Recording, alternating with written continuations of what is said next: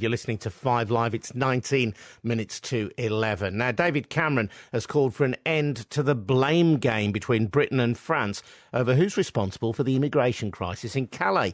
Police in the town say 350 migrants were found hiding in the backs of cars and lorries in just 4 hours this morning. That's after hundreds of migrants attempted to take advantage of the chaos caused yesterday by striking French ferry workers at the port.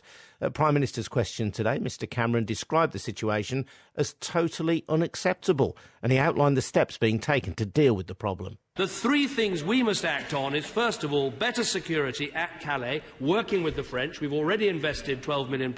I'm happy for us to do more if that is necessary.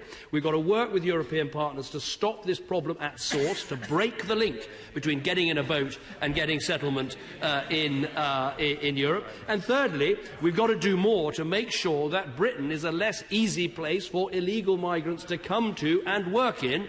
And the Prime Minister also laid out other measures that are being introduced. We've been looking at whether we can put more personnel and indeed sniffer dog teams on that side of the channel to make a difference. And there's also more work being done in terms of installing fencing, not just around the port at Calais, but also around the Eurostar and Eurotunnel entrance. All these things can make a difference, and we should work with the French very closely. There's no point either side trying to point the finger of blame at each other. This is a strong partnership that we have in place, and we should keep it that way. So there you go, the views of David Cameron in the Commons today. This migrant in Calais, though, told 5 Live why he wants to come to the UK. We want to learn English. The reason is not good. And want to stay in England. In England, I can get home very quickly. Yeah, now I have my friend. He have 5 months, no get home, no get clothes. Yeah, there is so many difficult life in here.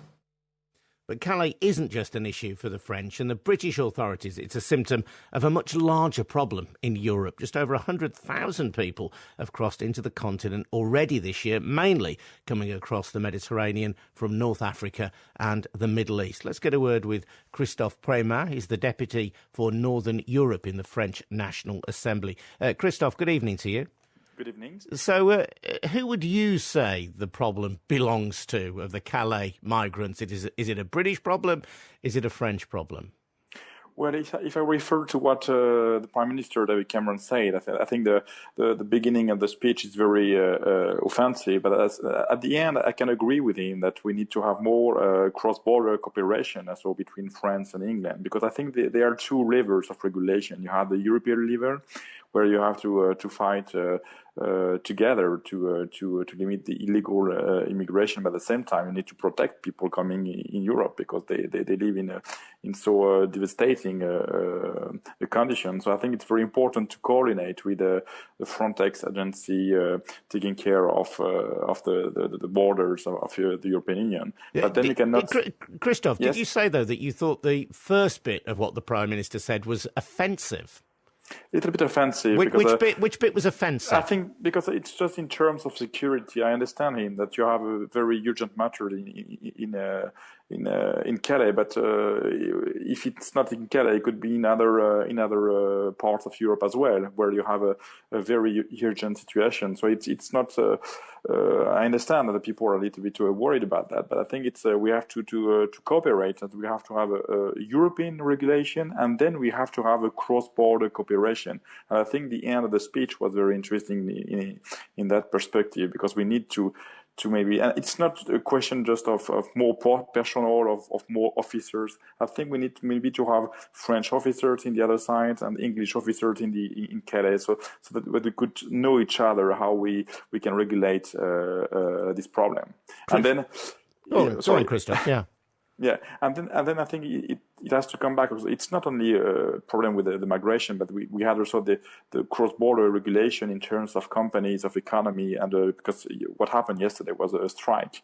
And I think we have to think about that. Which companies are involved in this regulation as well, and in the transportation of people between France and England. So I think it's another issue which is also very important. Christophe Premat, stay there if you would. I want to bring in Richard Ashworth, who's the Conservative MEP for the southeast of England, and Will Geddes, a security expert for the ICP group. Will, you're looking at it from a security point of view, and it's clear that migrants in Calais seem to think they've got a fair chance of getting across the channel. Yeah, absolutely. I mean, I think what's very clear and very evident, I mean, certainly by all the footage that we're seeing on the media right now, is that, where are the women? Where are the children? Where are the families? I think it's a very convenient flagpole that a lot of people are claiming asylum because of hardships and atrocities in their own country. But all I'm seeing at the moment is a demographic and of young men between probably late teens to early 30s that are generally trying to make the incursions on the various lorries at Calais to try and come across, obviously, into the United Kingdom. And there are some big questions that have to be raised as to why the British government is extending investment over into Calais to provide a support and defence, obviously, to illegal immigrants coming over. And there is a general apathy, as I've seen, certainly on my travels across Europe and also talking with counterparts in various other countries about their resilience in their border protection.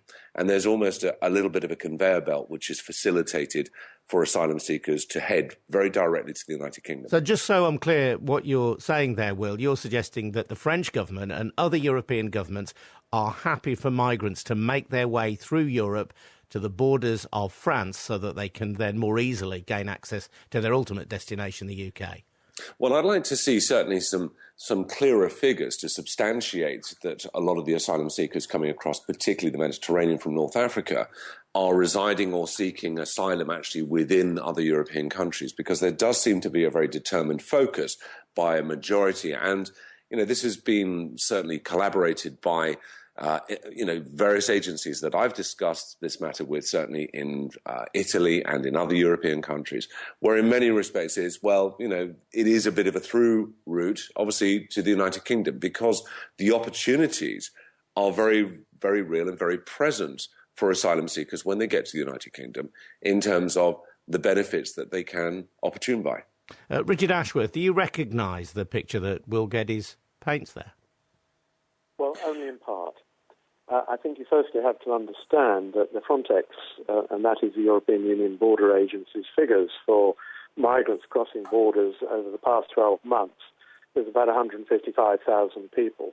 About 50,000 of those cross the central Mediterranean, that's from Libya to Italy, short crossing. But another 50-odd thousand take the eastern Mediterranean route, and that being through Turkey and Greece. And a further 55,000 have come through the Western Balkans. And you need to recognise that those coming through the Western Balkans in particular are more likely to be Afghanistan and Pakistanis. Those coming through Turkey are more likely to be Syrians. And what we see coming across the Mediterranean from Libya are people from Eritrea and Ethiopia. So it's not precise. But Will Geddes poses the question, though, that I think listeners to 5 Live have posed before, which is that if you're supposed to claim asylum in the first safe country at which you arrive, why are other European countries not absorbing these asylum seekers rather than allowing them, apparently, free passage to northern France so that they can then make an effort to get to the UK? Well, the point that I was trying to say was that there is a myth that all those 155,000 asylum seekers are heading straight to Calais. That is clearly not the case. And I think it's high time we recognise that actually most European countries have got a roughly comparable problem with asylum seekers. And I think the one thing we're making progress on now at last is that, for example, today in the European Parliament, it was debated fully ahead of the Council meeting. That's the 28 Prime Ministers who will be here in Brussels tomorrow. And they'll be getting their mind around the fact that, look, this is a long-term phenomenon. It is driven by violence, it's driven by climate change, and it's driven by acute poverty. But we're seeing global mass migration, and it doesn't just happen to Europe. It happens in Southeast Asia, Australia, America as well. So it's a long-term issue. And our problem is we haven't got control of the situation. We've got to start taking steps to get control. And there will be 4 or 5 points which I could suggest. But firstly, For example, all of this is made possible by illegal, criminal, people trafficking gangs. And yet no police force, be it Italian, French or British, have collared the ringleaders of the illegal people trafficking gangs and called them to account and put them behind bars. Well, let me put that point to Christophe Premat, and the suggestion there, Christophe, that the French police should be doing more to bring the human traffickers to book. Oh, can't hear from Christophe there. What about you, Will Geddes? Sure. No, I'm happy to jump in on that one. Go on. I'm happy to jump in on that one. I think in terms of the traffickers, I think that's a very ambitious plan, certainly with many of the law enforcement agencies.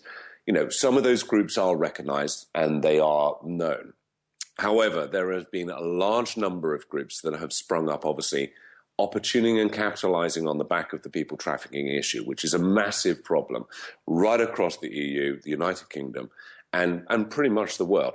It's an issue where, to be honest, I would be very impressed to find a solution which would be effective in dealing with the traffickers. And certainly in terms of the conduiting routes, whether the asylum seekers are coming in from the Balkans, whether they're coming in from Syria, Iraq, North Africa, you know, there are very many different groups that are working across these territories, not just specific to those particular locations, but working across those territories. These are highly organized criminal groups that are very well resourced, very capable, very well financed. And certainly a lot of evidence which has come to light in the media, certainly about the specific fare costs which are being charged, obviously, for individuals, which we're seeing in many thousands in instances of families being moved. So I think in trying to attack the traffickers, absolutely, in theory, I agree. In practical sense, very, very difficult. Will, thanks very much indeed for your time. Will Geddes, security expert. Thanks also to Conservative MEP Richard Ashworth, and before that, member of the French Assembly, Christophe Premat.